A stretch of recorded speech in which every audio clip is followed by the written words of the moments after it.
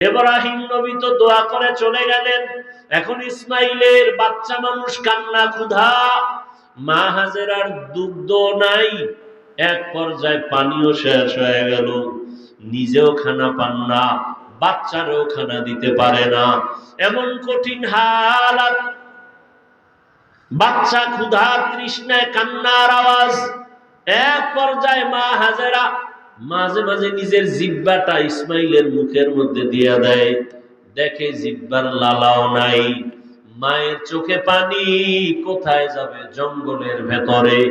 আল্লাহর কাছে বলে, আল্লাহ রাস্তা খুলে দেন।